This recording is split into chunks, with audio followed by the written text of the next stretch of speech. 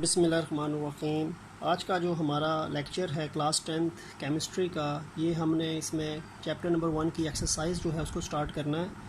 और chapter number 1 की जो एक्सरसाइज है, इसका जो क्वेश्चन नंबर 1 है वो MCQs है, मल्टीपल चॉइस क्वेश्चंस हैं। उसकी आपने खुद ही ट्राई करनी है कि वो आपसे हो जाएंगे, क्योंकि हमने इतना डिटेल से चैप्टर नंबर 1 जब डिस्कस किया है तो उसमें वो चीज़ें आपके लिए कोई इतनी डिफ़िकल्ट नहीं होनी चाहिए। क्वेश्चन नंबर 2 से हम स्टार्ट करते हैं। क्वेश्चन नंबर 2 जो है चैप्टर 1 केमिकल इक्विलिब्रियम का, ये है शॉर्ट आंसर्स के मुतालिक है। और इसका जो क्वेश्चन नंबर 1 है, शॉर्ट आंसर का जो नंबर 1 है, differentiate between forward and reverse reaction.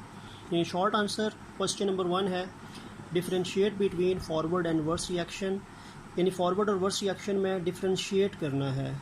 और एक हमने टॉपिक डिस्कस किया था macroscopic characteristics of equilibrium reaction, उसका भी वही आंसर है जो differentiate between forward and reverse reaction में है। फॉरवर्ड एंड रिवर्स रिएक्शन में आपने जब भी आपको डिफरेंस आएगा तो आपने इस तरह करके लाइन लगा के जिन चीज़ों को डिफरेंशिएट करना है उनके मुतालिक पॉइंट्स के अंदर लिखना है, ताकि वो कंट्रास्टिंग पॉइंट्स आपस में बन जाए। फॉरवर्ड रिएक्शन और रिवर्स रिएक्शन, फॉरवर्ड रिएक्शन का फर्स्ट पॉइंट है कि फॉरवर्ड रिएक्शन हमेशा लेफ़्ट से राइट होता है, रिएक्टेंट से प्रोडक्ट की तरफ जाता है। और रिवर्स रिएक्शन जो होता है वो राइट से लेफ़्ट होता है। फॉरवर्ड रिएक्शन में रिएक्टेंट्स मिलते हैं तो प्रोडक्ट्स बनते हैं, और रिवर्स रिएक्शन में प्रोडक्ट्स मिलते हैं तो रिएक्टेंट्स बनते हैं। और फॉरवर्ड रिएक्शन जो होता है वो शुरू में फास्टेस्ट होता है उसका रेट, और बाद में वो स्लोज डाउन करता है ग्रेजुअली, जबकि रिवर्स रिएक्शन जो होता है वो शुरू में ज़ीरो होता है और बाद में उसको स्पीड अप उसकी होती है। ठीक है, तो यानी ये डिफरेंस आपके तीन पॉइंट्स बन जाएंगे फॉरवर्ड एंड रिवर्स रिएक्शन के। इसके बाद क्वेश्चन नंबर 2 है आपकी बुक पे कि what is chemical equilibrium. Short answer का क्वेश्चन नंबर 2 है कि केमिकल इक्विलिब्रियम होता क्या है। तो केमिकल इक्विलिब्रियम की डेफिनेशन पूछी है, डिफाइन केमिकल इक्विलिब्रियम भी आ सकता है, व्हाट इज़ केमिकल इक्विलिब्रियम भी आ सकता है।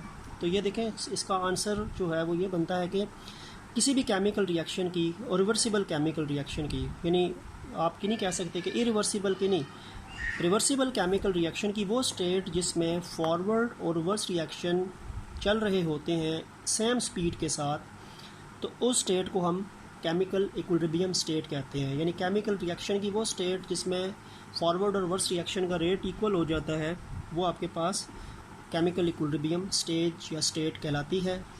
और क्वेश्चन नंबर 3 जो है वो लॉ ऑफ मास एक्शन, जो हमने लेक्चर नंबर 2 में आई गेस डिस्कस किया था, उसकी स्टेटमेंट के बारे में है।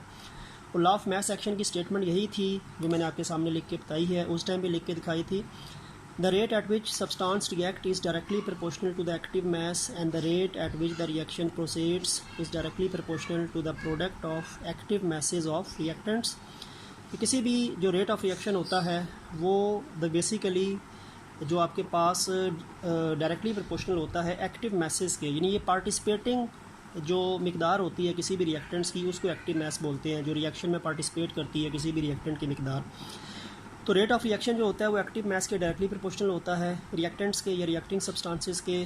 और जो रेट जिसमें रिएक्शन चलता है वो बेसिकली रिएक्टेंट्स के एक्टिव मैस के, अगर एक से ज़्यादा रिएक्टेंट्स है तो उनके एक्टिव मैस के प्रोडक्ट के डायरेक्टली प्रोपोर्शनल होगा जो प्रोसीडिंग रिएक्शन का रेट है। ठीक है, तो ये 3 चीज़ें क्वेश्चन नंबर 1, 2, 3 हैं शॉर्ट आंसर नंबर 2 क्वेश्चन के, यानी 1, 2, 3 पार्ट। फिर इसका नंबर 4 पार्ट बनेगा क्वेश्चन नंबर 2 का ही, वो भी हमने डिस्कस किया हुआ है लेकिन हमें दोबारा शॉर्ट आंसर्स की फॉर्म में उसको लिखना पड़ेगा। आपका क्वेश्चन नंबर 2 शॉर्ट आंसर का पार्ट नंबर 4 है कि state the conditions for equilibrium. Equilibrium की कंडीशंस क्या होती हैं, या रिएक्शन को इक्विलिब्रियम मेंटेन रखने के लिए आपको कौन कौन सी कंडीशंस मेंटेन रखनी पड़ती हैं। तो इसमें 3 पॉइंट्स बन जाएंगे। फर्स्ट पॉइंट पहले भी डिस्कस हुआ था कि जो कंसंट्रेशंस होती हैं, concentrations of none of the reactant और प्रोडक्ट इज चेंज्ड। आपको ना रिएक्टेंट की और ना प्रोडक्ट की कंसंट्रेशन को तब्दील करना पड़ेगा, यानी उनको कांस्टेंट ही रखना पड़ेगा। सेकेंडली, यानी ये वो इक्विलिब्रियम कंसंट्रेशन है जो अटेन होती हैं इक्विलिब्रियम स्टेट पे। ठीक है, सेकंड पॉइंट है कि टेम्परेचर को भी छेड़ना नहीं पड़ेगा। Temperature of the system, system से मुराद जो केमिकल इक्विलिब्रियम का रिएक्शन है उसे कहेंगे। Temperature of the system is kept constant, temperature भी आपने कांस्टेंट रहने देना है। एंड लास्ट जो है वो प्रेशर और वॉल्यूम की बात है कि ना ही आपने फिर प्रेशर और वॉल्यूम ये दोनों इन्वर्सली प्रोपोर्शनल है। प्रेशर बढ़ेगा तो वॉल्यूम कम होगा, प्रेशर कम होगा तो वॉल्यूम बढ़ेगा। तो नहीं, हमने प्रेशर को भी नहीं छेड़ना, वॉल्यूम को भी नहीं छेड़ना। प्रेशर और volume of the system is kept constant. तो ये आपके पास जो क्वेश्चन नंबर 4 है शॉर्ट आंसर का कि state the conditions for equilibrium. तो कंडीशंस फॉर इक्विलिब्रियम जो है वो 3 है। रिएक्टेंट प्रोडक्ट की कंसंट्रेशन को ना छेड़ा जाए, सिस्टम की यानी इक्विलिब्रियम रिएक्शन की इक्विलिब्रियम स्टेट पे आने के बाद उसके टेम्परेचर को भी कांस्टेंट रखा जाए और उसके प्रेशर वॉल्यूम को भी कांस्टेंट रखा जाए। ठीक है, तो that is your question number 4 short answer का, जिसका मैंने आंसर आपको लिख के दिखा दिया। इसके बाद क्वेश्चन नंबर 5 है, उस पर आते हैं। क्वेश्चन नंबर 5 भी एक इम्पॉर्टेंट क्वेश्चन है शॉर्ट आंसर्स के हवाले से। और क्वेश्चन नंबर 5 ये है कि what is the importance of equilibrium constant for a chemical reaction. किसी भी chemical reaction, reversible chemical reaction के लिए इक्विलिब्रियम कांस्टेंट यानी Kc की क्या अहमियत है, यह भी हमने एक टॉपिक डिस्कस किया था, इम्पॉर्टेंस ऑफ इक्विलिब्रियम कांस्टेंट। तो उसमें भी 4 पॉइंट्स थे, वो 4 पॉइंट्स इसमें आ जाएंगे। पहला ये आ जाएगा कि इक्विलिब्रियम कांस्टेंट्स की अहमियत में कि it help you to determine the equilibrium concentration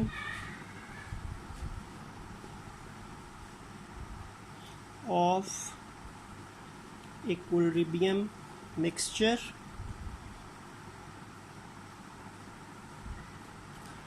knowing the initial concentration of reactants की अगर इनिशियल कॉन्सेंट्रेशन हमें पता है तो Kc की वैल्यू से आपको इक्विलिब्रियम मिक्सचर में आने के बाद जो रिएक्टिंग सब्सटेंसेस होते हैं रिएक्टेंट प्रोडक्ट्स की, उनकी इक्विलिब्रियम कॉन्सेंट्रेशन भी वैल्यू ऑफ Kc ही आपको बताती है।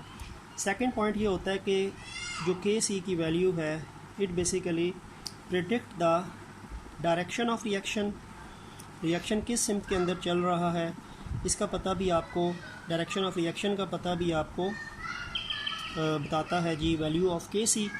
And then extent of reaction predict the extent of reaction जो है कितना चलना पड़ेगा उसको इक्विलिब्रियम में आने से पहले, तो उसको एक्सटेंट कहते हैं, वो भी आपको वैल्यू ऑफ Kc ही बताती है। एंड नंबर डी जो है वो आपको इफेक्ट ऑफ चेंज होता है। किसी भी इक्विलिब्रियम सिस्टम में अगर आप चेंज करते हैं, कोई इफेक्ट डालते हैं तो उसमें क्या तब्दीली आएगी, वो भी वैल्यू ऑफ Kc आपको बताती है। यानी predict the effect of change in conditions of the chemical reaction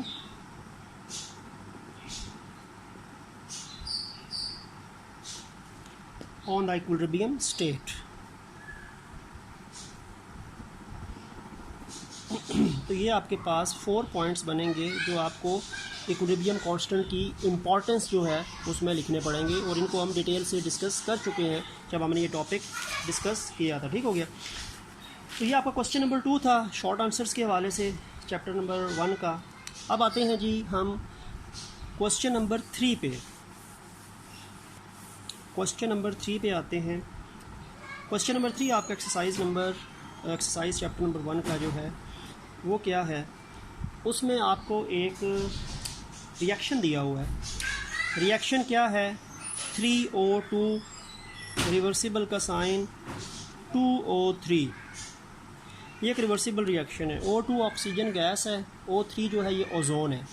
3 mole oxygen gas के कन्वर्ट होते हैं 2 मोल्स ओजोन में। 2 3 6 ऑक्सीजन के 6 एटम्स हैं, 3 2 6 ऑक्सीजन के भी 6 एटम्स हैं। तो रिएक्शन ऑलरेडी बैलेंस है। फ़र्क O2O3 का है। O2 ऑक्सीजन गैस है, O3 ओजोन है, जो एक प्रोटेक्टिव लेयर है हमारी स्ट्रेटोस्फीयर में, एटमॉस्फेयर का एक हिस्सा है जो अल्ट्रावायलेट रेडिएशन को ब्लॉक करती है, तो वो ओजोन होती है। ठीक है, तो रिवर्सिबल रिएक्शन दिया हुआ है और ये रिवर्सिबल रिएक्शन लिखा है कि यानी ये जो कन्वर्जन होती है ना, ये लाइटनिंग स्ट्रॉम्स के दौरान होती है। जब बिजली चमकती है बहुत ज़्यादा, तो उस टाइम बारिश से पहले अगर कोई थंडर स्ट्रॉम्स आए हैं तो फिर ये O2 का O3 में कन्वर्जन जो है वो चलती रहती है। तो यानी ये जो कन्वर्जन होती है, ये बेसिकली इसके लिए जो कैटलिस्ट होता है, या इसके लिए आप कह सकते हैं कैटलिस्ट के अलावा, चलो इसके लिए मैं जो कंडीशन चले लिख सकता हूँ कि लाइटनिंग, जो लाइटनिंग स्ट्रॉम्स होते हैं ना, वो बेसिकली O2 को O3 में कन्वर्ट करते हैं। तो ये कंडीशन इसकी ये है। अब इस रिएक्शन के मुतालिक उसने कहा है कि 3 चीज़ें बताएं। सबसे पहले इक्विलिब्रियम कांस्टेंट एक्सप्रेशन लिखें, दूसरी चीज़ इसकी यूनिट्स लिखें इक्विलिब्रियम कांस्टेंट की, और इसका फॉरवर्ड और रिवर्स रिएक्शन लिखें। सबसे पहले हम इसके पहले चीज़ की बात करते हैं। पहले चीज़ उसने पूछी है इक्विलिब्रियम कांस्टेंट एक्सप्रेशन लिखें। एक्सप्रेशन आसान तरीका है, Kc = products divided by reactant. Product अब यहाँ पे O3 है और इसके जो 2 मोल्स हैं वो इसके पावर बन जाएगी, डिवाइडेड बाय रिएक्टेंट मेरे पास O2 है और इसके 3 मोल्स इसकी पावर बन जाएगी। ये मैंने इसकी Kc की यूनिट निकाल दी है ऊपर वाले रिएक्शन के लिए। सेकंड उसने कहा है कि आप इसमें यूनिट्स ऑफ इक्विलिब्रियम कांस्टेंट निकालें।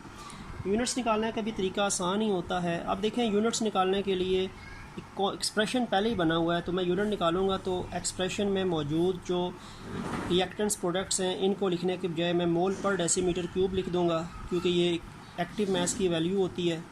ऊपर मोल पर डेसीमीटर क्यूब का स्क्वायर हो जाएगा, क्योंकि यहाँ पे भी स्क्वायर है, और नीचे बन जाएगा मोल पर डेसीमीटर का क्यूब बन जाएगा, क्योंकि यहाँ पे भी क्यूब है।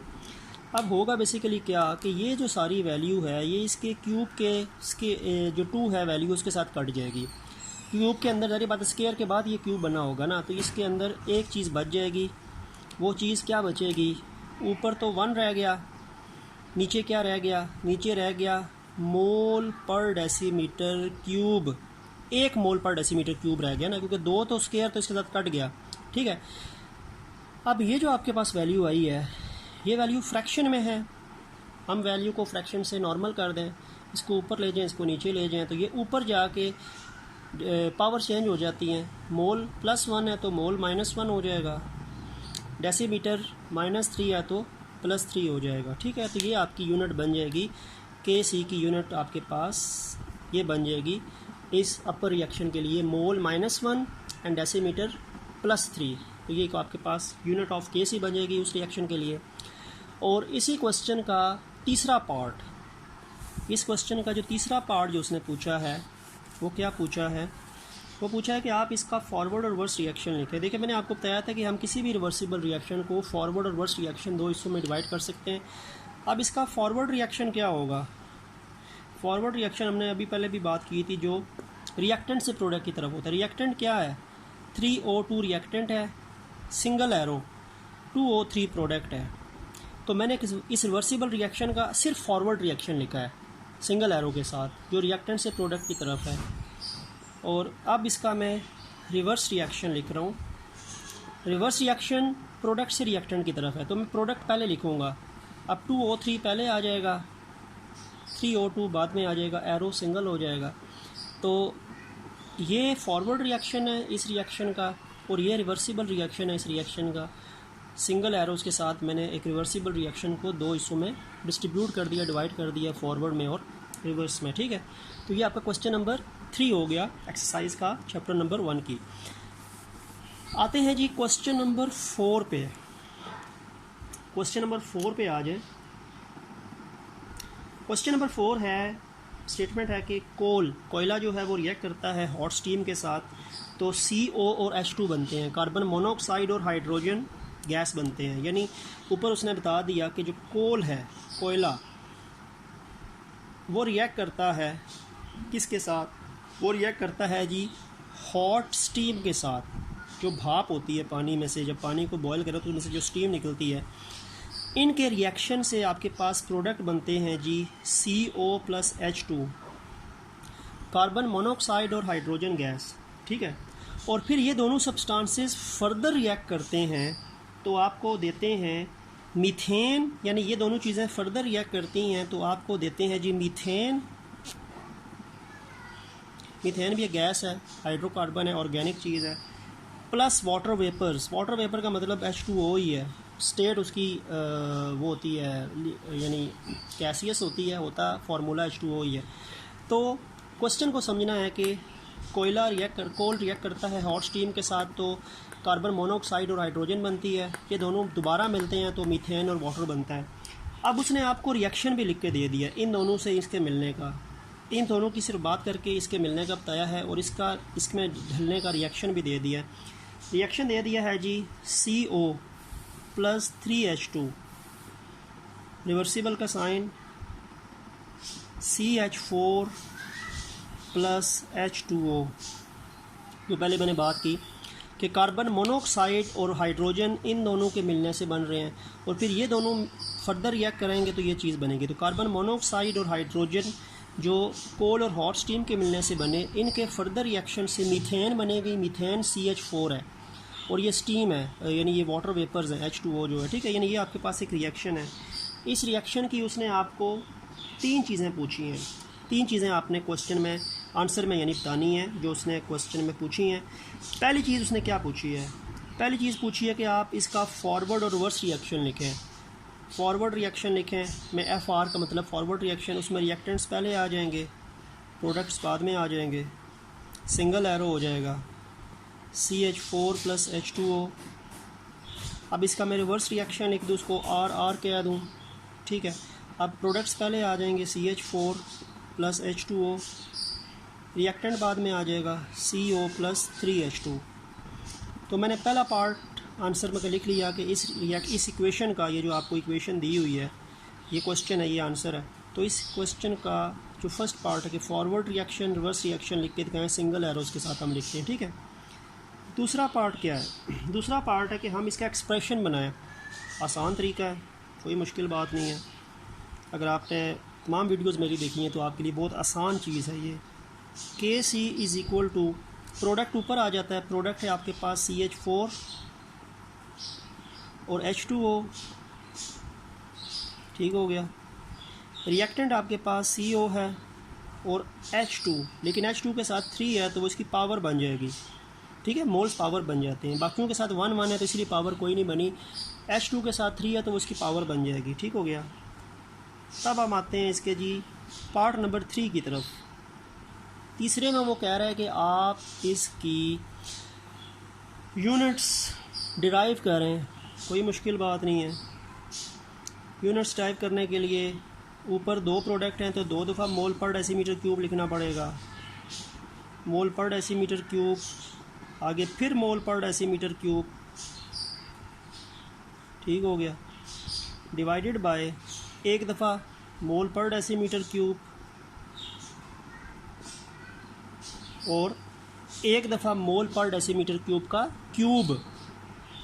बाकियों की पावर कुछ भी नहीं है, लेकिन आखिर वाले की पावर क्यूब के साथ है। अच्छा, अब ये थोड़ा सा आपके लिए 1-2 स्टेप्स बढ़ सकते हैं, वो देखें क्या है। ये इससे कैंसिल हो गया, यानी मोल पर डेसीमीटर क्यूब नीचे वाले मोल पर डेसीमीटर क्यूब से कैंसिल हो गया। ये मोल पर डेसीमीटर क्यूब इस क्यूब के 1 के साथ कैंसिल हो गया। इसमें ज़ाहिर बात है मोल पर डेसीमीटर क्यूब, मोल पर डेसीमीटर क्यूब, मोल पर डेसीमीटर क्यूब 3 दफ़ा है, तो एक के साथ तो कैंसिल हुआ ना। पीछे क्या रह गया? पीछे आपके पास बच गया जी, ऊपर 1 रह गया, नीचे रह गया मोल पर डेसीमीटर क्यूब का स्क्वायर रह गया, ठीक हो गया। देखो ये दोनों तो कट गए आपस में, इनका काम ख़त्म हो गया आपस में। एक चीज़ इसकी और एक चीज़ इसकी कट गई, इसमें क्यूब था तो 2 चीज़ें तो बच गई ना। अब आपके पास यानी ये स्क्वायर के साथ एक वैल्यू फ्रैक्शन में आ गई। अच्छा, इसको मैं थोड़ा सा पहले मैं फ्रैक्शन में ही इसको रहने देता हूँ। मैं क्या करता हूँ, ये मोल स्क्वायर से मल्टीप्लाई होके मोल स्क्वायर बन जाएगा और डेसीमीटर क्यूब -3 को 2 से मल्टीप्लाई करो तो -6 हो जाएगा, ठीक है।